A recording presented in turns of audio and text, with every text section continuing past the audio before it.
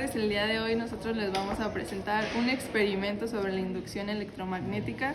La inducción electromagnética explica cómo un campo magnético cambiante puede producir una corriente eléctrica y a la inversa cómo una corriente eléctrica genera un campo magnético a su alrededor. La aplicación más común de la inducción electromagnética es la generación de electricidad.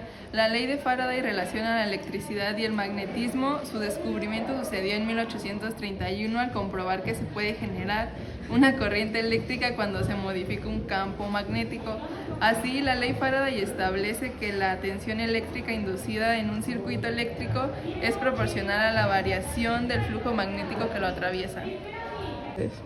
La definición del problema es que la problemática para tratar mediante este proyecto es el fenómeno de la inducción electromagnética, explicada por medio de un experimento, para así dar una justificación y razón del por qué dicho fenómeno ocurre esto, utilizando materiales comunes que tenemos en la vida cotidiana.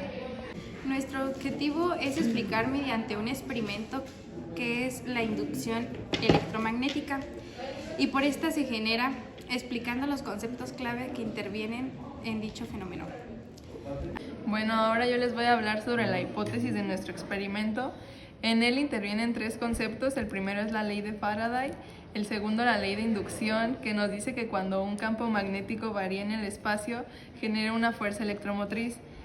Esta cuando ocurre dentro del conductor, en este caso el vaso de aluminio, lo que genera es una corriente eléctrica, es decir, se está generando una corriente eléctrica dentro del vaso de aluminio. El tercero es la ley de Lenz, que nos dice que cuando el campo magnético generado por esa corriente inducida se opone a su vez al campo magnético que lo genera, entonces tenemos dos campos, un campo magnético de los imanes que varía en el espacio cuando gira y un campo magnético producido por la corriente que se genera en el vaso, que a su vez genera su propio campo magnético. Estos dos campos magnéticos, el de la corriente y el del imán, son los que interactúan y hacen que el vaso se mueva. Como dato, el aluminio no es un material ferromagnético, por lo tanto no es atraído por el imán. Los materiales que utilizaremos para nuestro experimento será un recipiente cualquiera, un poco de agua, un vasito de aluminio, hilo y dos imanes. Para el diseño experimental necesitamos un plato de unicel, un imán, aluminio para formar un vasito, hilo y agua. Nuestra justificación del experimento es que la inducción, que nos dice que cuando un campo magnético varía en el espacio genera una fuerza electromotriz. Esta fuerza cuando ocurre dentro de un conductor, en este caso el vaso de aluminio, es el conductor de electricidad.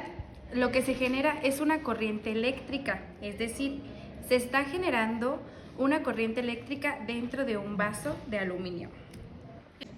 La ley de Lenz nos dice que el campo magnético generado por esa corriente inducida se opone a su vez al campo magnético que lo genera.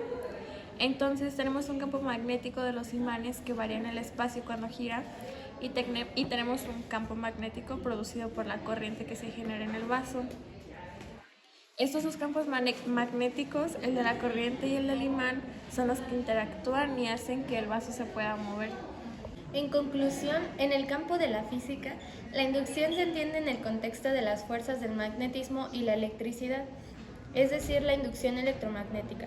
Este fenómeno físico consiste en la generación de una fuerza electromotriz, tensión en un cuerpo o en un medio expuesto a un campo electromagnético no uniforme, lo cual conduce a una transferencia de energía, o sea, corriente inducida. La inducción electromagnética se emplea en generadores y motores para producir electricidad, gracias a la aplicación de la ley de Faraday, o bien para generar energía calórica en hornos y cocinas de inducción.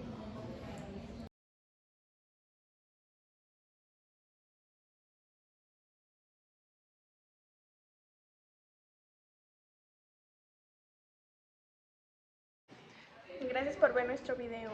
La amamos. I love you, maestra. I love you.